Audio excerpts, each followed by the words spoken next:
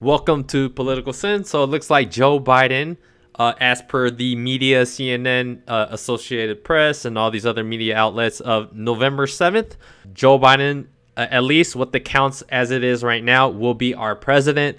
But it's not over till it's over, right? So Donald Trump is probably going to go out there and litigate all these swing states.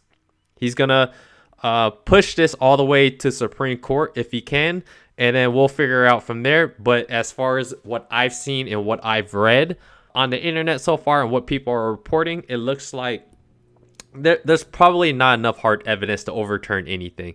But if there is fraudulent ballots, and that if it does make a difference in that election, in this election, then it should be overturned. But if I had to bet, I'm still betting on Joe Biden winning. You guys know that I voted for Trump, but I deal with whoever's my president. If Joe Biden becomes the president of the United States officially and Trump concedes, I will accept him as president and we'll go from there. Just like how we've always been doing this. Okay, this is how democracy works. You pick who you think is best. Whoever wins wins. And this election is very important to keep our integrity, and it's in question right now. So I hope it does come out that everything is fine. There might have been a little bit of fraud here. Hopefully it's only in the hundreds and not in the thousands or tens of thousands. Okay, if it's in the if it is in the thousands, and in these swing states like Georgia, Pennsylvania, and like Wisconsin, it's gonna be conspiracy world, especially from the right. And that's not something that I want to be a part of. That's not something I want my country to be a part of. I want my country to be fair, okay? If you win fair and square, that is what matters, okay? And if these mail-in ballot votes are, indeed fraudulent, and there's thousands and thousands that could overturn these swing states, then,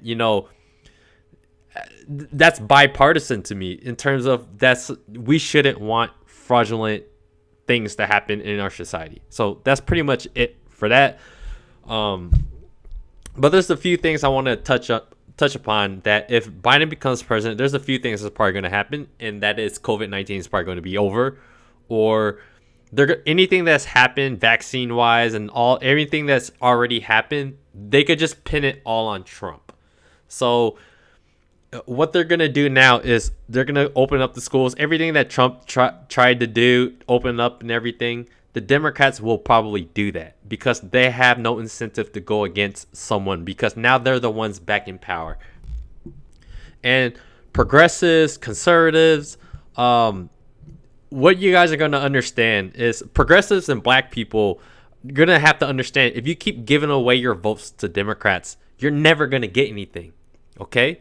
And if the Democrats lost, if the progressives withheld their vote and the Democrats lost, now they are scared because they're going to pin it all on the progressives. They're all going to pin it on the progressives. But what you guys don't understand is they need you. They need you. Okay? Let them keep losing. And once they're fully on board with these leftist policies, with these bigger social programs that they want, that's the only way you'll be able to actually get these things passed.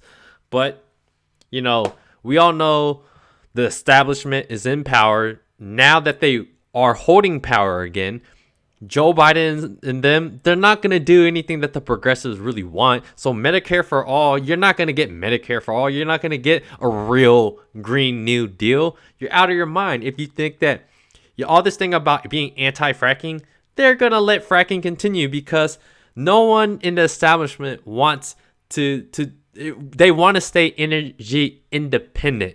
So if you move energy now, you're losing out not only on a lot of money, it's going to cost you a lot of money to transition into renewable energies and all this technology that have not been proven to overtake our current energy consumption. It's just not going to work right now. And then, so in terms of the black community, let's be honest, Donald Trump is the person that passed a lot of systemically good things for the black community. HBCUs, funded for 10 plus years or however long.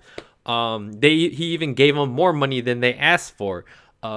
Prison reform, First Step Act. So The thing is, you guys need to understand leverage, okay?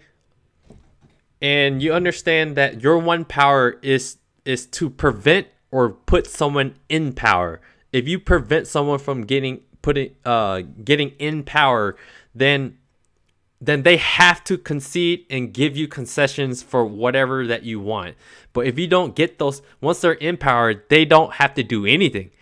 Once you become what you become, you don't have to do anything. When it comes to the black community and identity politics, they use that identity politics against you. So when you keep voting for Democrats in high 90%, and the progressives, what a huge chunk of the left is, that they want like Medicare for all and all these progressive programs or whatever, they're not going to give it to you because you're giving them their vote with the hope of something. You're not giving them with a guaranteed, we will vote for you if you pass this. Okay? No, they're like, we'll vote for you because you're just not that racist Donald Trump. And that's how they use identity politics against you. They let you they're not incentivized to give you anything, okay? And that's the power of identity politics, because you identify as something, you have to lie. You have to get people to believe in the lie. Once you believe in the lie, and that is the identity politics, they will use that against you, and they won't actually systemically give you anything. And that's why President Trump actually gave the First Step Act, HBCUs money, and then opportunity zones.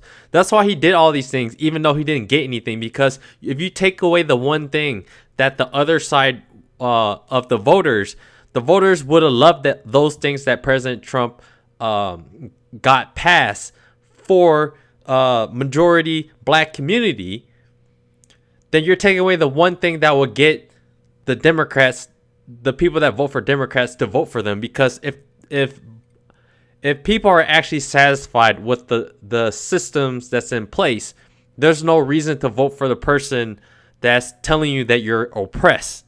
There's no reason to vote for the person that already, if you're already well off, there's no reason to vote for Democrats, because all they do is talk about how you're oppressed, things are going bad for you, and they're always going to work with identity politics. They'll make you keep believing into lies. They're not there to really help you. Okay, it's all about getting in that position. Now that the Dems, the Pelosi's of the world, the Kamalas, the establishment people, Joe Biden are back in power, they're not going to do what you think they're going to do progressive wise. So UBI, he's not going to do no damn UBI, man. Let's be real. What are the things I had down talking about? Like wars. I don't know if I talked about the wars yet. You know, Donald Trump actually decreased troops in Afghanistan. I wouldn't be surprised if we put more troops back in the Middle East. I wouldn't be surprised. Trump, he pulled troops back from Germany. I wouldn't be surprised if they sent troops back there. It's looking really like places like China, places like Iran, they're really happy because it's never Joe Biden, the Democrats have never actually been hard on these people, these countries that commit like really bad, heinous crimes against humanity. We're getting screwed over the trade deal. I know the tariff war with them, it's not going very well for us, but it's the signal to them. We are going to make it frustrating for you, and we're willing to suffer through it, and we're willing to get something better out of it for us. With that being said, I think that, it's gonna be a fun 4 years, because people are now gonna be logical. Okay, when I talk about policies, no matter who is attached to now, when it's attached to Joe Biden, I'm gonna praise him for things that he does well, and I'm gonna criticize him for things that he doesn't do, which is gonna be hilarious, because now you're gonna have people that are off this Trump derangement syndrome and all that, and now they are forced to be logical. Now I can't get yelled at for supporting policies because Trump is the one that passed it. Now, anything that Joe Biden does, if and when he becomes president, then we're going to have to really deal with the policies that he's pushing forward. So that's all I really want to say right now. That's just my few thoughts about what's probably going to happen in the next 4 years.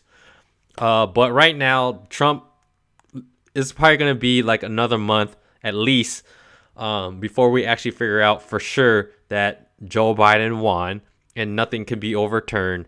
And then you'll probably see Trump finally concede that he lost. And, I hope, as Americans, we all love each other, that we all know that at the end of the day, that we need to stick together.